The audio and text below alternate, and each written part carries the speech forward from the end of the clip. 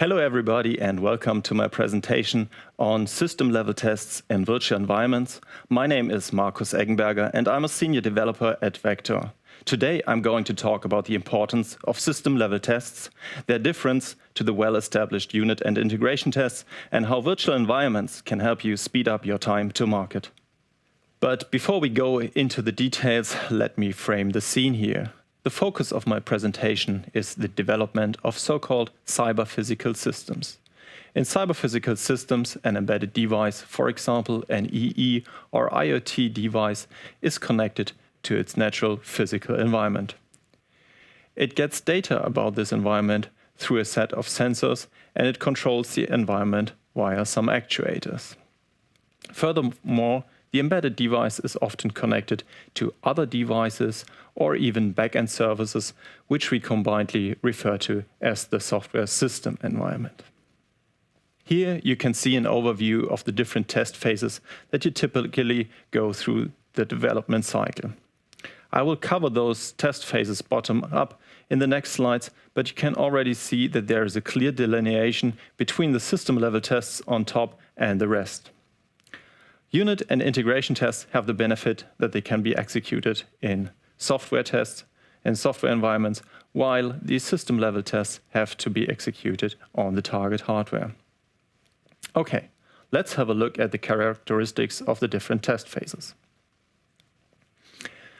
Unit tests are your bread and butter.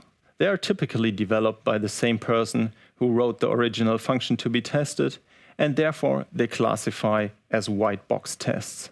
That means that the tester exactly knows what is going inside the function, and to test it, he selects a set of input values, applies them to the function, and verifies that the output meets its expectations. Unit tests are typically executed by a test harness which calls the function, and the test harness is also responsible for providing stubs of functions that are currently not available. You will probably end up with a lot of unit tests because you have to test many combinations of input values and output examples. Therefore, unit tests also serve the purpose of documenting your code, and they make sure that if changes to your code are necessary, the function of the original developed function is still the same. So you've written your function and you've properly tested it, and you will probably write even more functions, and in the end, they will comprise a module. Your colleagues will probably do pretty much the same, writing their own modules, and those modules will eventually be integrated into a software component where they have to work alongside each other. And since both of you have properly tested your individual functions, you can be pretty sure that this works out of the box, right? Yeah, well, only if you're lucky, because unit tests only ensure that the functions work as you're expected them to work. However, here you can see a great example where two drawers have been properly unit tested, but they obviously fail to integrate with each other. This brings us to the integration tests. Integration tests are, again, white box tests because you know how your modules are integrated with each other in the software component. This means that an integration test is set up by determining a set of input values. You apply them to the modules in the order that they will exactly be called when they are integrated into the software component, and again, you check the output of the computation. Also, the execution of integration tests is very similar to that of unit tests because the test harness ensures the call sequence is executed, and it is also responsible for stubbing functions that are currently not available. Unfortunately, this is not the end of testing yet. So you have developed your software component and it has been properly tested. But then it will be integrated with other software components into subsystems, which are then further incorporated into your system under test. And not only do you have to make sure that all these subsystems play nicely with each other, but you also have to make sure that your system under test works well with the environment. Most importantly, you have to make sure that your system under test can handle pretty much any data the sensor throws at you. Sensor data can, for example, be spurious, it can be lossy, it can be even delivered at a higher frequency that you would expect, it can be erroneous. You might have multiple sensors and their individual values might not line up, or the value of some sensor might be outright wrong because it is delivered outside of the value range that is valid. Likewise, you have also to ensure that your system under test operates the actuators correctly. Otherwise, you have to expect damages of the environment, which means that expensive equipment can be broken, or even worse, people can be hurt. Last but not least, you have to make sure that your system under test also communicates well with the software system environment, which means you have to make sure that backend communication works, or if other embedded devices are involved, that their communication works. This is where the system-level tests obviously come in. But system-level tests are fundamentally different to the integration and unit tests, as they are black box tests. This means that your system under test runs completely autonomously on the target hardware and is not executed by a test harness. This also means that to stimulate your system under test, you have to do these stimulations at the physical interface of your system, which might mean turning a knob to a certain value or applying a dedicated voltage to one of the input pins. Likewise, observing the correct behavior of your system under test means that you have to check the voltage of an output pin, or you have to see if the actuator did set a dial correctly, for example. Such system-level tests typically require expensive test rigs, and they often require manual execution, or at least manual interaction. All of this makes the system-level tests quite time-consuming and also expensive. Let me now show you how virtualization can help with this regards. There are many ways how you can apply virtualization to system-level tests, and I will go over them in the next slides. First of all, you can put your system under test in a virtual execution environment. And once you've done this, you've refrained yourself of all the limitations that come with the existence of with actual hardware. For example, you now can run as many tests in parallel as you want, and you no longer have to worry that your developers and testers fight or compete over available test hardware. You even can run now your tests much earlier in your development cycle, which allows you to discover major design faults at your system interfaces. This is possible because you no longer have to wait for the availability of the actual target hardware, which is most important if you're following a hardware-software co-design process where the final hardware might not exist yet. One of the more obvious aspects is that you have freed yourself of platform or architecture constraints. That means your test hardware and the target environment can totally differ. You can run the target in a virtual environment, so it does not have to match up with your host that runs the test. You're also possible to run critical scenarios. For example, you can see how a completely outlier for a sensor value that would be a too high voltage would be handled by a system under test without risking to fry your expensive prototype. But we can do even more than just virtualize the execution environment of a system under test. We can also virtualize the physical environment.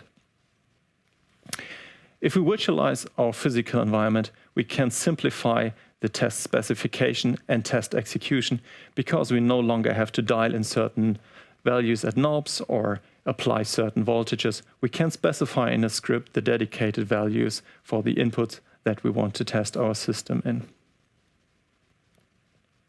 This also means that we can have more deterministic and way more reproducible tests because with each iterations that you run the tests, you can be sure that the very same values are applied to your tests and the very same test is executed. And now, since your environment is totally virtualized, you can even put your tests into an automated test routine, which means you can execute the tests alongside in your continuous integration and continuous testing environment, which means you can test all the way, all the time during your development cycle, ensuring that you have high confidence in the final product.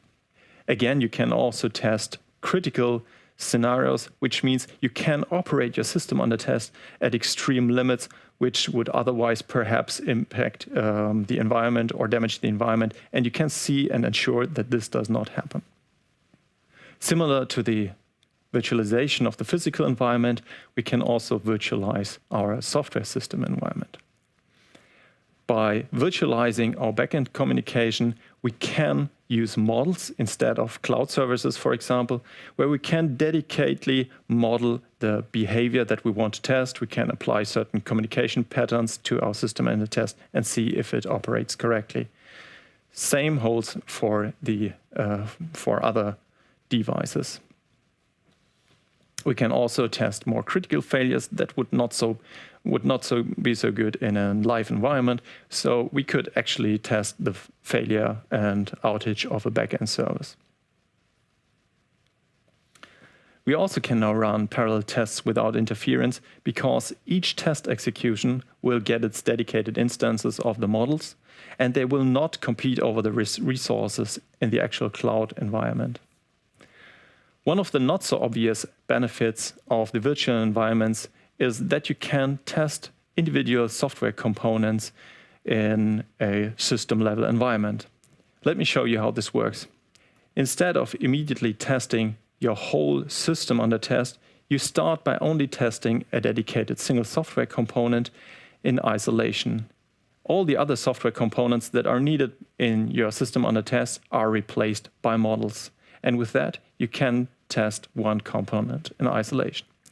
Once this works, you move your way up by integrating other software components, which are then integrated into subsystems, so you can test the subsystem and ensure that this subsystem works. Eventually, you can then test the whole system, and once you do this, you can be sure that you have a way higher confidence that this will work because you've tested all your subcomponents individually. This also helps for diagnostics when you want to make sure that you want to locate a certain fault in a certain software component if a system-level test fails. If we look again at our test phases, we see that we still have our unit and integration tests just as before, and also our system-level tests are still there. But with the help of virtual environments, we have now the ability to execute system-level tests on a pure software basis.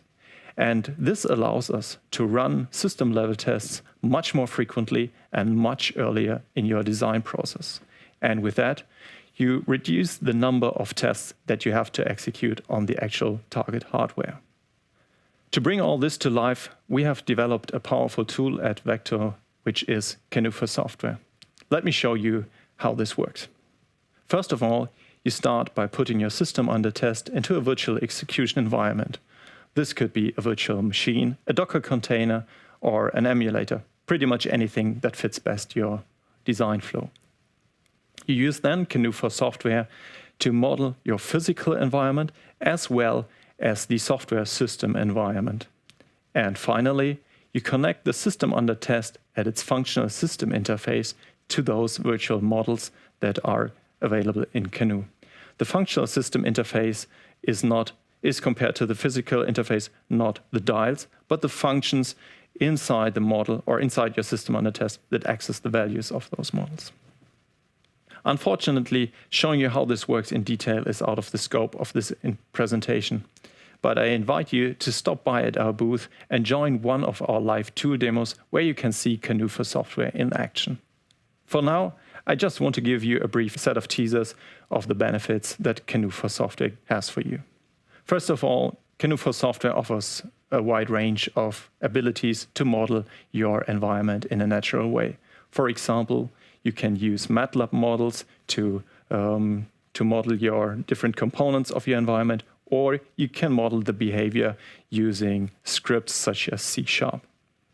One of the key features of Canoe for Software, and which is crucial in developing and executing system-level tests, is to monitor your values and your system over time. So here you can see that we can plot values of the input and output values at your system under test over the time using curves. You can track the state of the different values in your system, and you can even keep track of all the individual samples that are both applied to the SUD or are later retrieved and observed. And you have the ability to go even one step further with the integration of vTest Studio, which is a great tool to design and implement automated tests that can then be executed by Canoe for software. These tests, when they are executed, can then provide detailed analysis and trace results, giving you a high confidence over the quality of your system. Let me wrap this up. I've just shown you that even thorough unit and integration tests are insufficient to ensure the quality of your product, making system-level tests a crucial step in your development process. And even though traditionally system-level tests are time-consuming and expensive, Canoe for software allows you to virtualize the aspects of those tests, which means you can test early and frequently. I'm now looking forward to your questions in the Q&A session. Thank you.